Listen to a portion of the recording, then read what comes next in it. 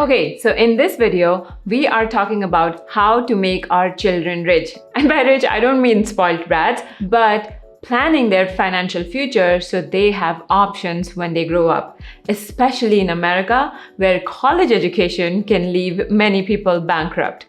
I'm going to talk about how and where to open a 529 education account for kids, custodial Roth IRAs, and also wills and trusts. So consider this as a masterclass for finances with kids.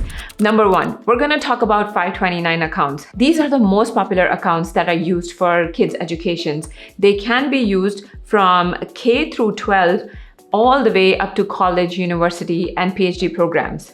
The one requirement, however, is that the funds that are in this account can only be used for educational expenses.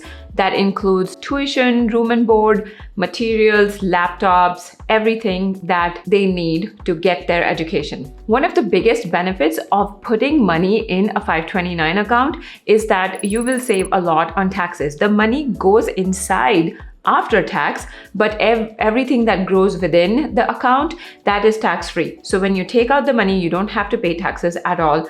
It can be a very powerful compound interest tool, especially if you start early, say when your child is just born, so they are at the age of 0, and this money is let to grow for 18 years. Now, many of you will have this question: how do I even know if my child is going to go to college and if I should put any money in there? Because if these funds are not used for education purposes, then you can face penalties and tax implications.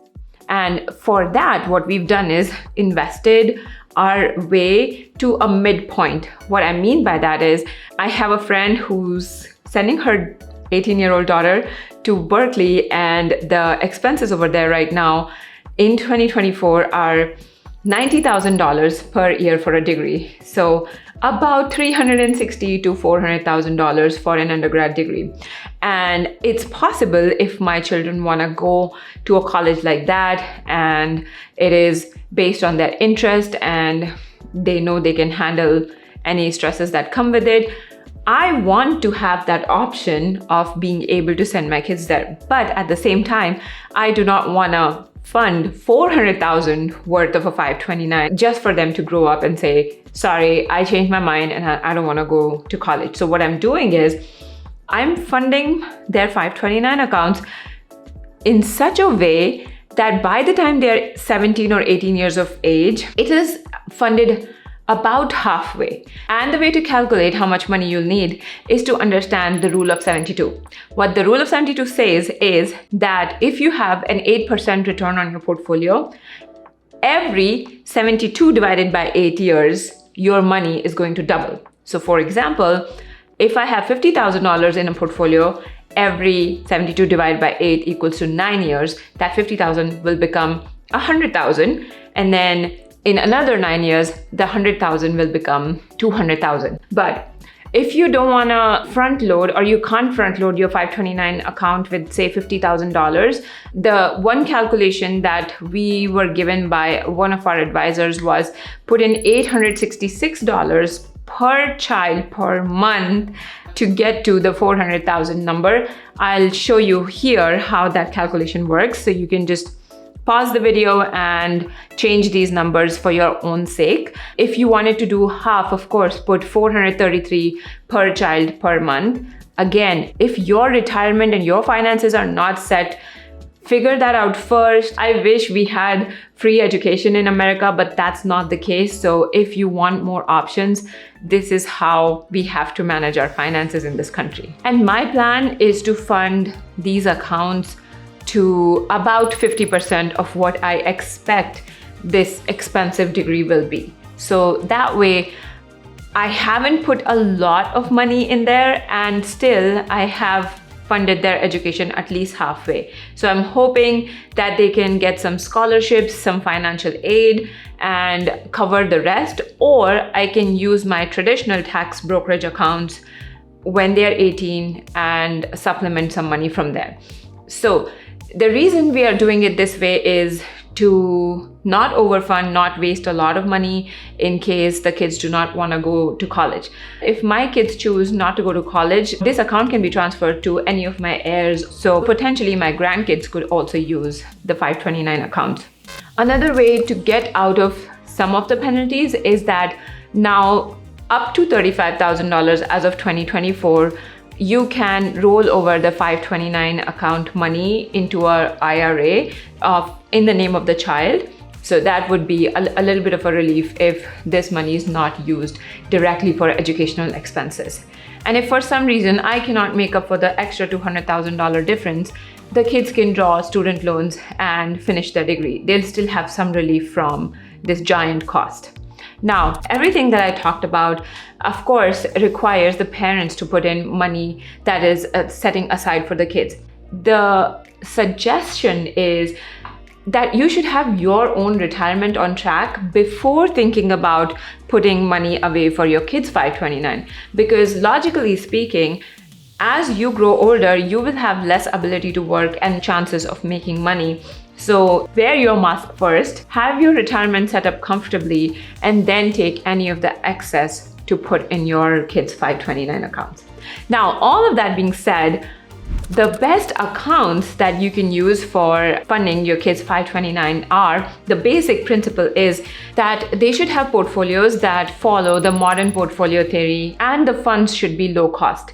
I will put a list of all the states that have low cost funds, and the top ones that are very popular are New York, Utah, Nevada. We are using West Virginia. All of these have low cost funds, and you can choose a target date fund. When you put in your child's profile, it'll ask their birth date, and then they'll know that this is the date that this child turns 18. So they will pick a target date fund, which means that as the child is younger, the funds will be more aggressive, they will be more stock biased, and as the children grow, the funds will start to get rebalanced and they will be more bonds biased. That way, when you need to take out the money on their 18th birthday or their first year of college, and there's a stock market crash or something, you are at least shielded from losing too much money on the 529 account.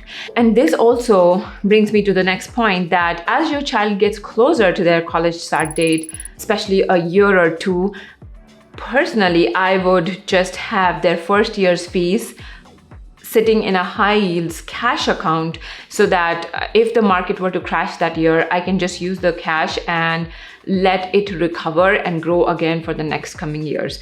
Very similar to a retirement strategy. If you're 59 years old and you're about to retire, it's always a good idea to have some cash cushion before you retire. Another question that is on many people's minds is that sometimes some states will give you benefits for investing with their 529, and usually it's a rebate in the state tax. To that, I always suggest that go with the state that has the best growth options, because most of the times a state income tax is anywhere from 2 to 5%. And if you're putting, say, $8,000 a year, a 2 to 5% rebate on $8,000 is not as good as going with the 529 plan that gives you more flexible investment options and you have a more aggressive growth.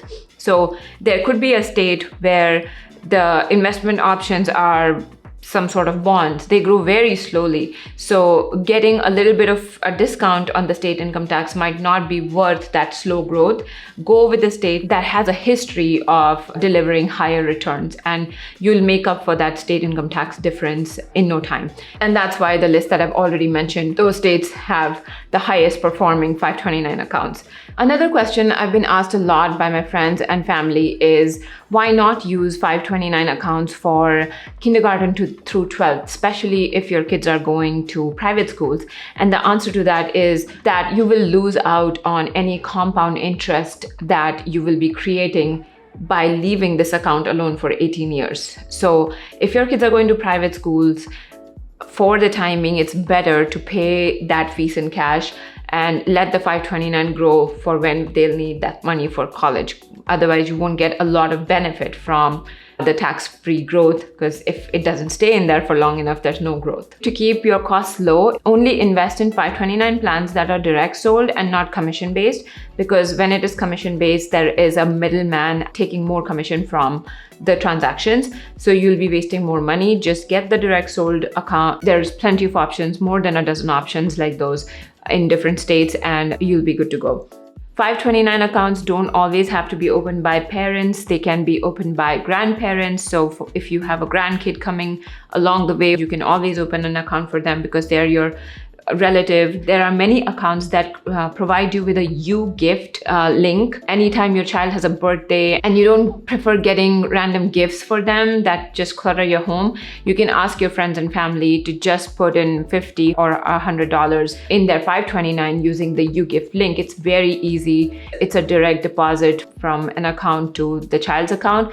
Any friends and family can contribute. So as the child is growing, having birthdays and milestones, Christmas gifts, it all adds up. It's never been easier for friends and family to contribute to your child's 529 account. A general rule of thumb for the expense ratio for 529 accounts is if it is less than 0.2%, then that's a good deal. Anything between 0.2 and 0.4%, if you're getting some extra benefits, sure, go for it. If the 529 accounts are charging more than 0.4%, I would just go back to the best accounts that have low expense ratios, because that won't eat into the growth of your account and the kids will get the maximum benefit.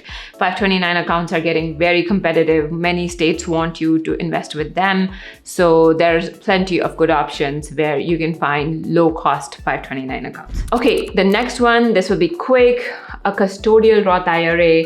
And I'll show you a calculation here where if your child, a teenager, maybe they're working a summer job from, I don't know, they're 15 years old to 18 years old. They're making $6,000 every single year. $18,000 in a Roth IRA that they put in right now at the age of 65 will be more than $900,000. So just 3 summers worth of work can guarantee that they'll have $900,000 sometime in their life. That's a big deal. So if I had a teenager and they were working and saving all of this money, what I would do is have them put all of this in their custodial Roth IRAs, and I can give them money to spend just so that their money can grow forever and they still have some spending money. So if you have that capacity, maybe they earn $6,000, but you give them $2,000 to buy an iPhone or something, whatever they need. It is a very good idea to start their investment habit early. And it's quite simple to open a custodial Roth IRA. I would just go to any of the investment companies like Schwab, Fidelity, Vanguard, just Google Schwab custodial IRA and fill out a form, open an account for them. Anything, any earned income that they have up to $6,500 or maybe $7,000 per year, they can put it in this IRA. You just have to be careful that this has to be earned income. It cannot be just a gift from the parent. So anything the child is earning. And to be safe, open an account for a child who is 7 years or older, unless you know the child can make money via gigs like modeling. I knew a friend whose 3-year-old was modeling for Old Navy and they had lots of pictures. So I'm sure Old Navy was paying them. They could have put that money in a Roth IRA. If you say that your 3-year-old is helping you manage your landscaping business, the IRS isn't going to buy that. So it has to be something that is safe and something that a child of that particular age is capable of doing.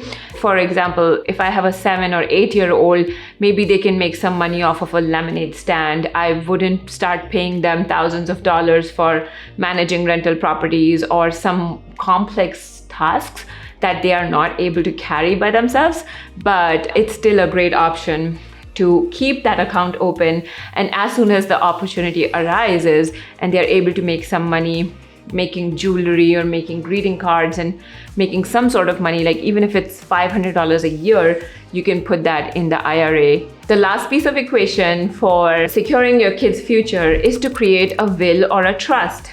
And the reason to do that is that if you have young children and something bad happens to both the parents, the kids, especially in many states, they will straight go to probate, and that's not a good option for any family. If you have a will set up, you talk to one of your good friends or loved family members, make them a trustee, let them know that you have this will, and all your assets, your investment account, your house, anything that is worth something that you would want your kids to inherit should be put in that trust, and the trustee will be made responsible for the day, unfortunately, if both of you, mom, dad, cannot come back home because of an accident or anything bad that happens. At least the children don't have to go through grief and a court hearing. Having this financial hygiene, the finances properly organized and safeguarded is very important, especially if you have young children.